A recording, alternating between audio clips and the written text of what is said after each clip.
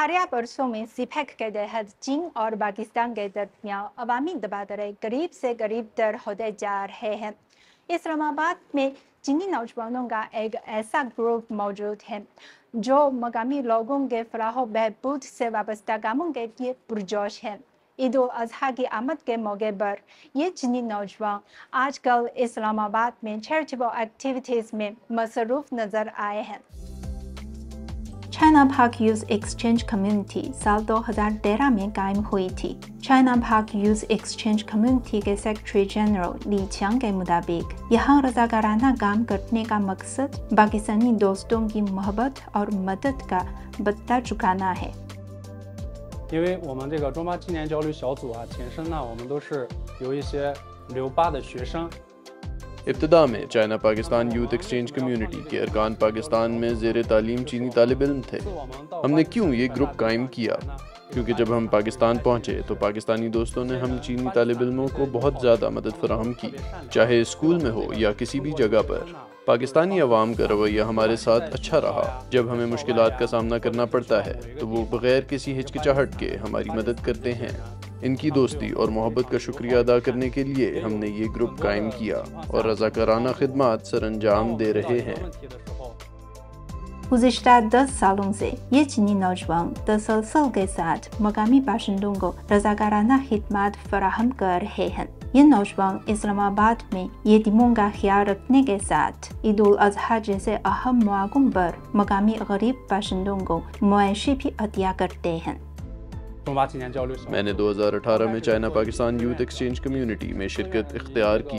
2018 से ही मैं मुख्तलिफ सरगर्मियों में हिस्सा लेता आ रहा हूँ। हम पाकिस्तान में ज़ेर तालीम चीनी तलबा और चीनी कारोबारी इदारों से फंडिंग इकट्ठा करते हैं और पाकिस्तान में गरीब ख़ानदानों में खाना तकसीम करते हैं। खाने की तकसीम के अमल के दौरान कुछ मनाजिर बहुत दिल को छू लेने वाले होते हैं। 2022 में सैलाब आने के बाद हमने सिंध समेत मुख्तलिफ इलाकों में मुतासरीन को इमदादी साजो सामान फराहम किया और सिंध के इलाके दादू में 60,000 से ज़्यादा लोगों को इमदाद फराहम की। ली चियांग ने इन सरगर्मियों में हिस्सा लेने के बारे में अपने ख्यालात का इजहार करते हुए कहा, 作为这个中巴两国的青年，我觉得我们就是 मेरा ख्याल है कि ऐसी सरगर्मियाँ न सिर्फ मोहब्बत का इजहार करती हैं बल्कि चीनी नौजवान के तौर पर मुझे लगता है कि हम अपने अमल से पाकिस्तानी दोस्तों का शुक्रिया अदा करते हैं। हमारा प्रोजेक्ट हो या कोई भी सरगर्मी, हम इसके ज़रिए सीपैक के तहत दोनों ममालिक के अवाम के दरमियान पुल का किरदार अदा करते हैं।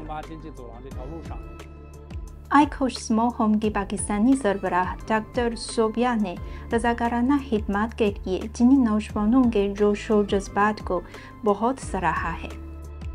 Hats off to them, माशाल्लाह वो हर जगह हमारे साथ होते हैं from the first day till now, everywhere we are working as a team।